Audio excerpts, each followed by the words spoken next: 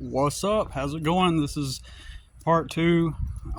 Earlier today I made a video and uploaded it where I showed you my landscaping job, and this is not a channel for landscaping. It's not about landscaping. It's not about landscaping tips. It's not about lawn mowing or lawn maintenance and lawn care, which is separate from landscaping, although it is a part of landscaping. But and gardening is separate from those. Okay, so even though they're all connected. So anyways, this is the final result from earlier today.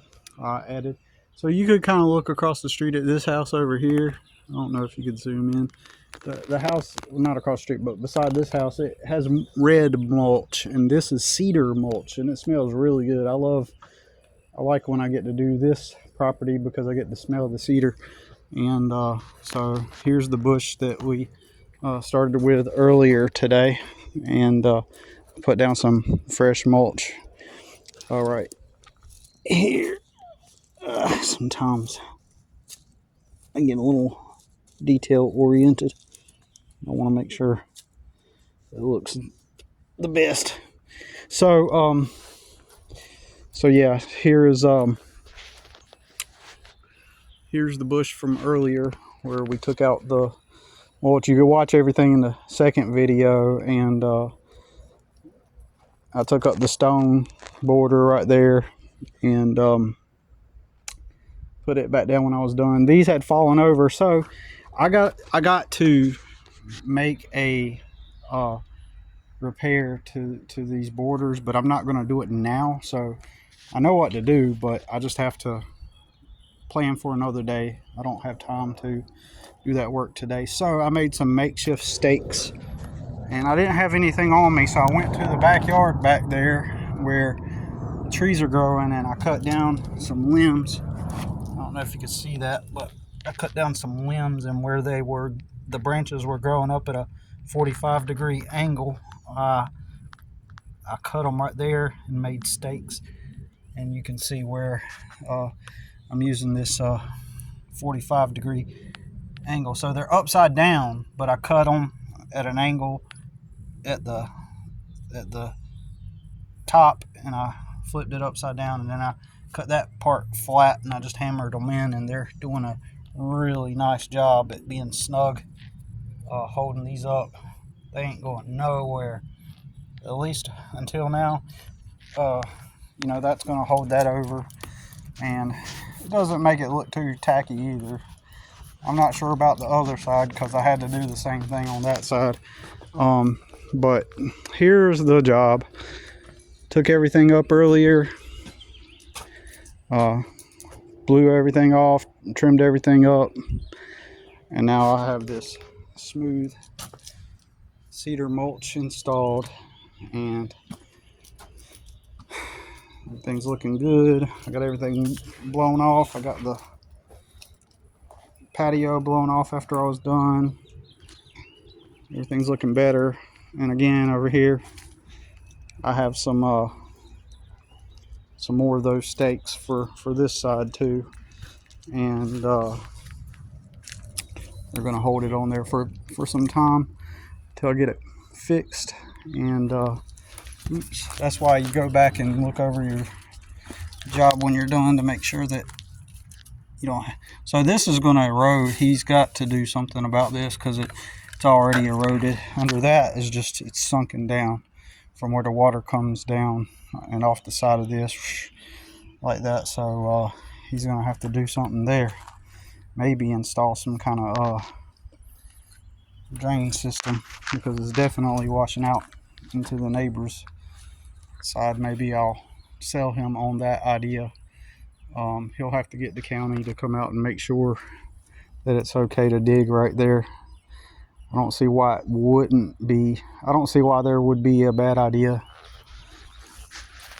I mean, he needs a lot of work done, and but yeah, so this is the job, the final completion job. So I figured some people might want to see it, so I figured I'd make a video to follow up on that from earlier. So here's the yard, and normally I do a really more thorough job in blowing like the trimmings. See, I took all the trimmings and I put them back in the woods, but then there's some leftover leaves, some leftover debris, and there was already some leaves here. Normally I'm very thorough about blowing everything off really well, except this time I was a little bit more. I let a few of the leaves, I didn't like do it really pristine this time, only because I can tell that he hasn't cut his grass in a while. It's probably been a couple of weeks, and he's probably about to do it very soon. So it only, I didn't deem it necessary to like try to make it really spick and span, and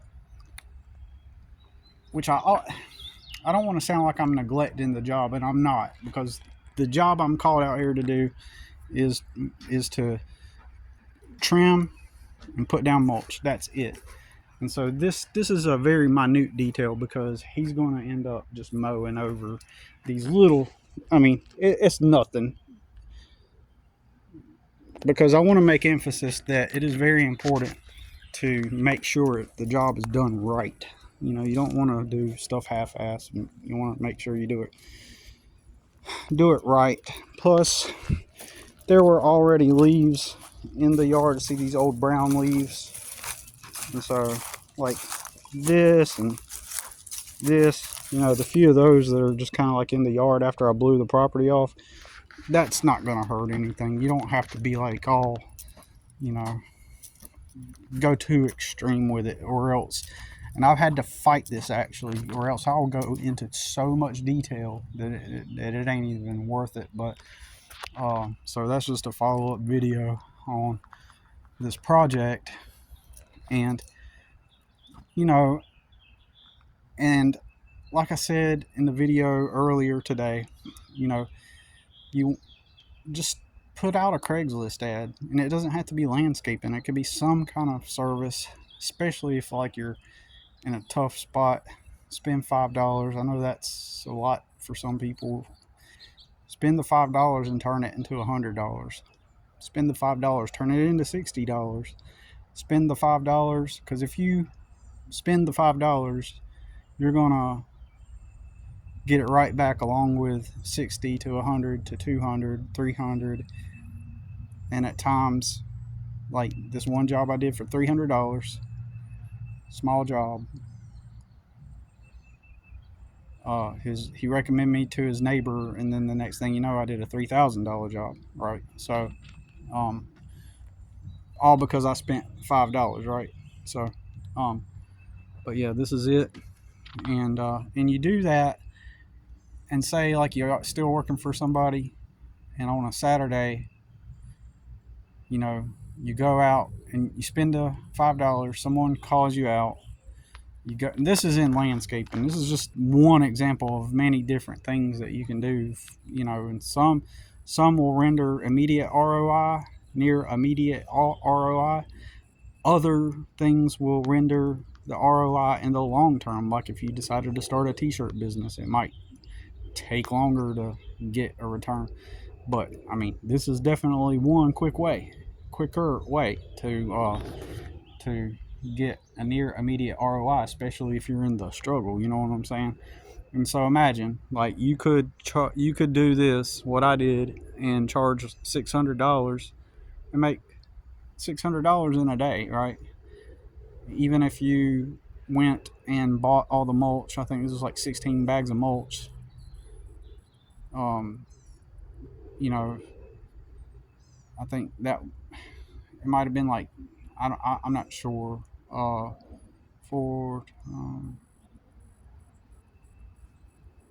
mean, this mulch might have been like $54 or something like that, or $74. And let's say you spent $50 to $74 on mulch. You charged them $600, and that means you made $500 in a day, right? For me, it might take, if you're not experienced, it might take you all day just to make sure you do it right. And that's worth it. And it's just worth doing the job right.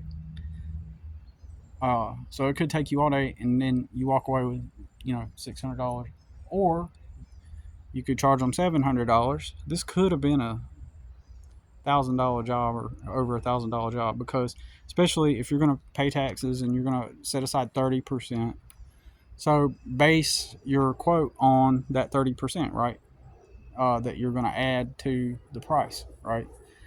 You got to consider equipment. You might need to borrow equipment from somebody, but you could also, let's just say that you're like doing day labor, and you, on your ad, you say you provide the tools and equipment, I'll provide the labor, $25 an hour or $30 an hour. But let's just, for simplicity's sake, say $25 an hour, and say it took you 8 hours to do the job, right? So you spent $5 and you got $195 back. And this is ideal for someone that's just starting out, that's wanting to learn and try to learn. And you're teaching yourself, and you're going on YouTube and you watch the YouTube video on how to do it. You show up confident, say, I know how to do this. A lot of the time people, they're not paying you for the skill and the labor, because some of landscaping and lawn mowing and gardening is simple, right? Some of it is simple, but other stuff in it does require real skill, an eye for detail, and an eye for and an understanding. It's not just yard work. But unfortunately, people in this line of business, they kind of perceive it as just yard work. Like, oh, it's just yard work. Even if it was just yard work, the people are paying for your time. They're paying to maintain their property because they have an HOA. They're paying for time, right? And I've heard others say this before too, but it's true. They're paying for time, and there are people with the money, okay? There are people with the money that want to pay for a $600 landscaping job. If there are older couples that are retired and they got their RV and they're like, hey, we were going out to camping this week, and but while we're gone, we need this done. And then you like do a quote and you calculate all the material, and then that material is like, you estimate that the material is going to be like $1,200. You say, okay, well, give me a deposit. Please be honest with people.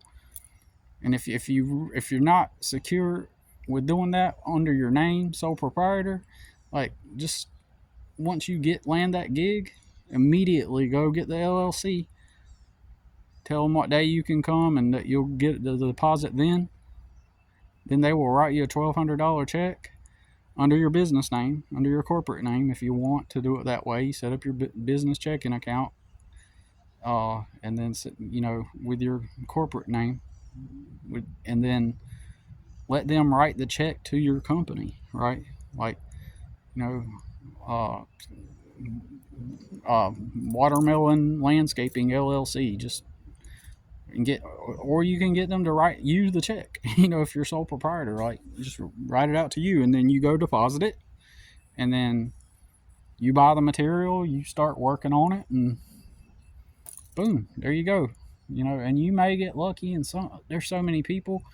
This is not an excuse to slack or be lazy, but a lot of people are just laid back. They want it done, but they're like, take your time, just make sure, because they want it done right. You know what I'm saying? But a lot of people watching this video can soar way past me. I'm still kind of in a compromised situation, legally and within my circumstances. But so many people could literally just start doing this and just take off. A lot of people have spouses, support networks, parents they could go live with, all kinds of like opportunities. It's just a matter of like doing it right. And I'm telling you, you post an ad on Craigslist, they're going to respond. And then after they respond to that, once you get that job, take some money from that job and post you another ad. So after you're done with the job, you're paid, post the ad. Then after you're Okay, so let's say you completed the job. The next day you post another ad for $5, and then 3 hours later spend another $5, $10, post another ad. Then 3 hours later, post another ad, all on the same day. Use different pictures, use different headlines on your Craigslist ad, but copy and paste the same ad, but just use different pictures and different headlines. And then 3 hours later, post another. So 5, 10, 15, 20, 25. Now you've got $25 invested, and let's say that you make $100 back, just small jobs on one ad, and you charging $25 an hour for labor.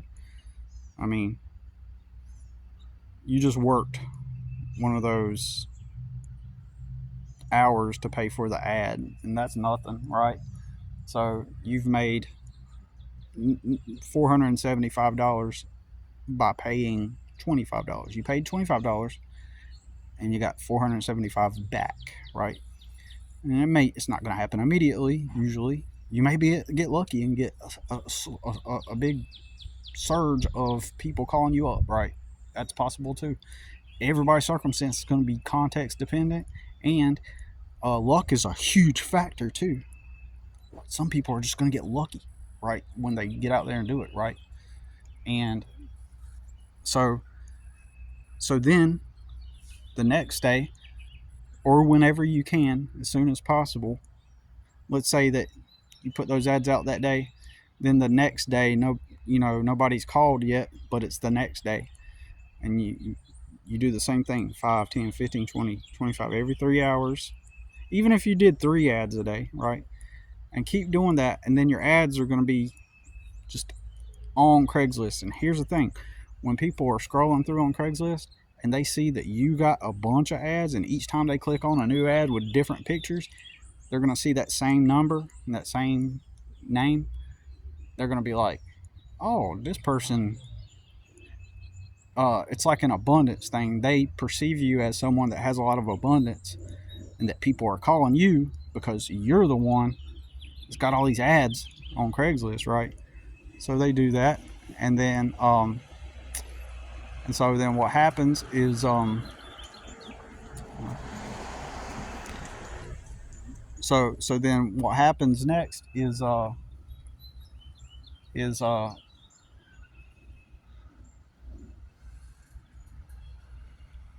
of got distracted by the neighbor pulling up. My bad.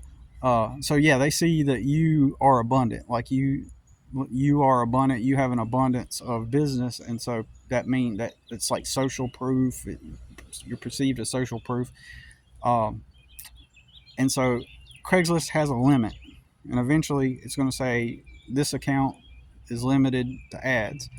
Has a limit on its ads now. Like, you can't post it anymore, and that's a good thing, because now here's another thing. After you've written up all these ads and done all that process, right? You can renew those ads right before they expire, and you don't even have to write them again. You just go to your account on the 2020. I think they expire after 22, 23 days, and I haven't done it in such a long time, so I don't know, but I don't remember. But I will. I need to look it up. But right before it expires, or right a few days after it expires, you want to do it kind of quickly, within a few days after it expires, or right just before it expires, because eventually it will delete the pictures. The ad will still be there to renew, but it will delete the pictures. So you want to, while the ad has freshly expired or just before it expires, you hit renew, spend the $5, and you don't even have to write or create the ad again. It's just a constant flow of ads, being put on your out there on Craigslist. And then like, let's say that you go come up with a business name, and you did register an LLC, which you don't have to do, or you register as sole proprietor as yourself, and you make a Facebook page for your business, right? And then you start promoting it, right? Now you can buy Facebook ads, and you can comment in groups. You can make your own groups, right? With like landscaping tips, for example, or just, and then you post all your work on your Facebook page, and then you're growing. Now you're, now people, then it becomes word of mouth. Then you can tell people, well, I got this job. It's like, I'm booked. I'm booked like 3 weeks out. I'm booked 6 weeks out, and then, but if you can get deposits from. Please be honest with people when you do this. You can tell people, look, if you want to put your deposit down to secure the job, if I can start on the job sooner, I will. I will definitely come out. I may be booked 3 weeks out, but I will take some time to come out and meet you and answer any questions and observe the property at some point. If you could just be patient with me, that's where you want to get to. I mean, that's an example of how you could start out by charging people $25-$30 an hour with labor, and then slowly work your way up, do a few day labor jobs, and then take that money and then use it to buy the LLC, use that money to get your business license and to get your insurance. I mentioned the other video, my landscaping insurance, $40 a month for landscaping insurance, and then with Hiscox Insurance, HISCOX, and then I recently heard that Next Insurance is no longer dealing with workers' comp insurance. So like let's say that you register your business and you got an employee that's working with you. You can get workers' comp for your business. You just pay for it. You're just paying insurance. Now, a lot of people are going to try to scare you and be, oh, what about all those taxes?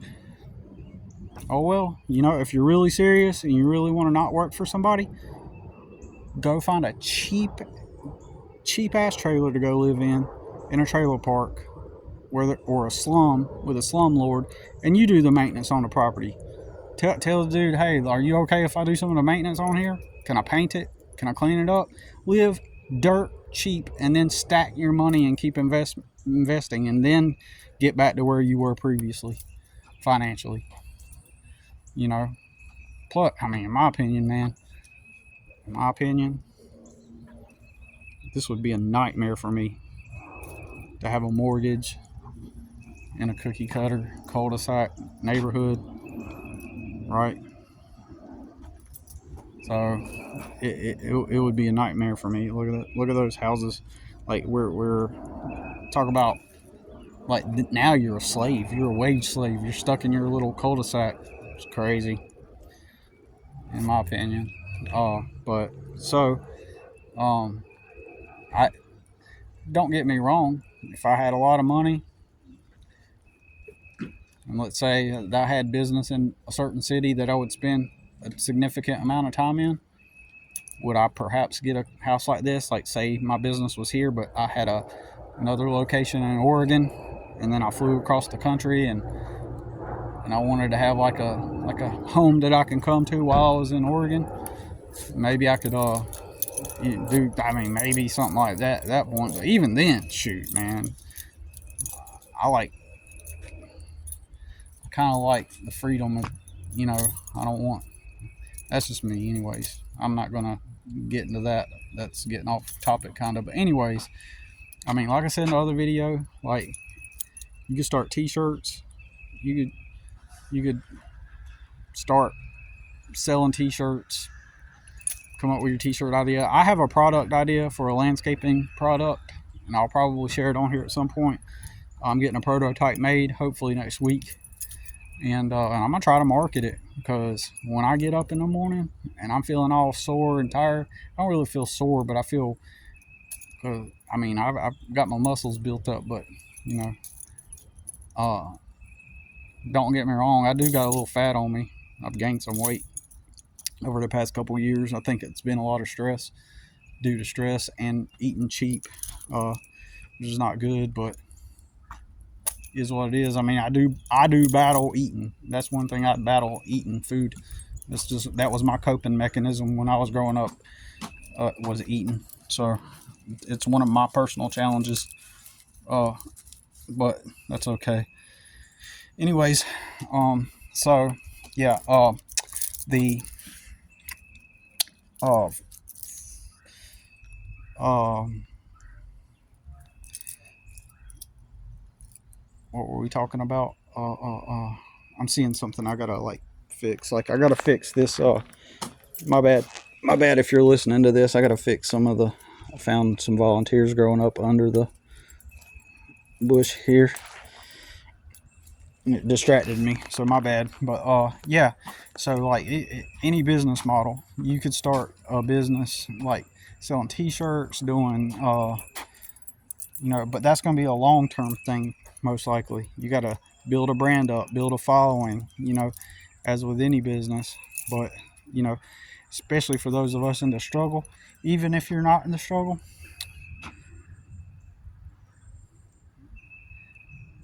What was I going to say? Kind of lost my train of thought because I'm getting distracted now, because I'm thinking I got somebody else while I was doing this job asked me if I could come and work for a couple hours, and it's starting to rain, so my mind is all over the place right now. But yeah, so yeah, you can start a t-shirt business. I mean, you think of it, a jewelry business. Somebody I recently seen somebody said that they don't advise starting a jewelry business, but every business has a basic fundamental model. The idea is you want people to come give you money in exchange for something. That's all. That's fundamentally what it is. They're going to give you money or some kind of value in exchange for what you offer.